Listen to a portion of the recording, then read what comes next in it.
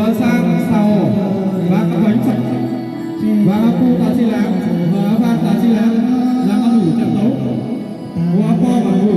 Mời các bạn ứng viên về trước màn trọng tài để bốc số.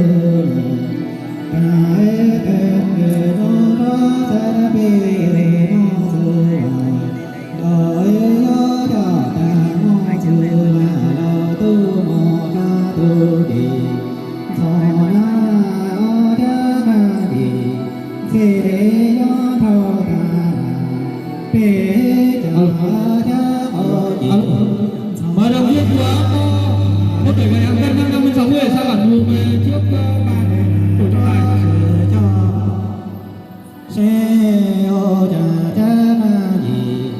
Tổ trọng tài đẩy lại xin mời đồng viên của po.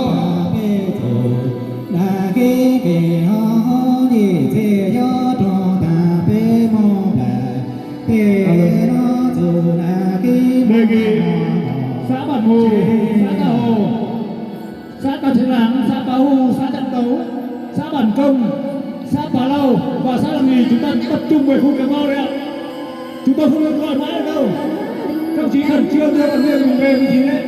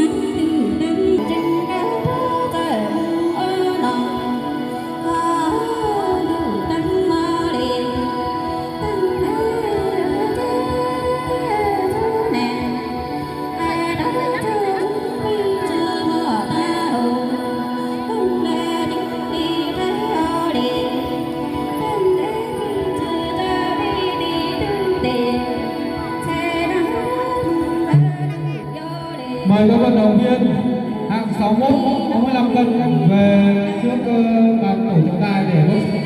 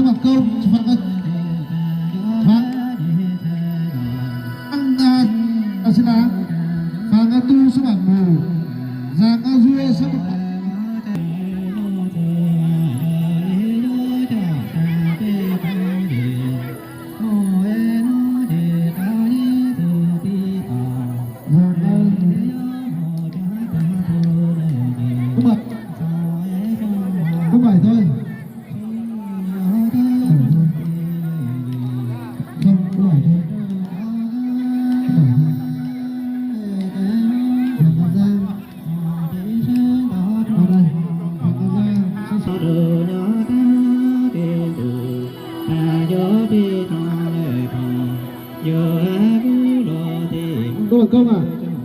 Bạn đấy. À tu. Rồi ok. Mang. Bản công. Chúa ta sẽ đáng. Âm quốc. Bu bản mù. Bu bản mù. Ok. Nhường. Bao lâu?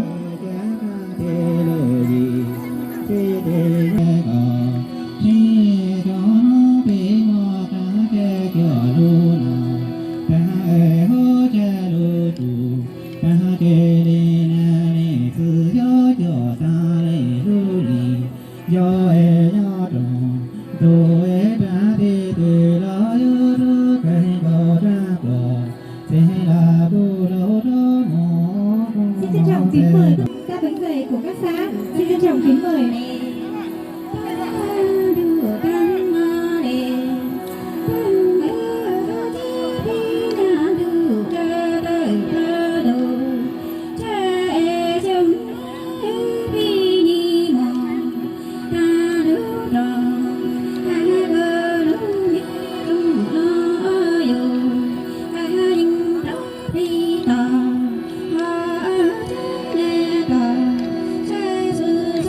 Kính mời các quý vị đại biểu, khách quý cùng toàn thể bà con nhân dân, chúng ta hãy cùng nhau di chuyển. 66 70. Hàng số 6 70.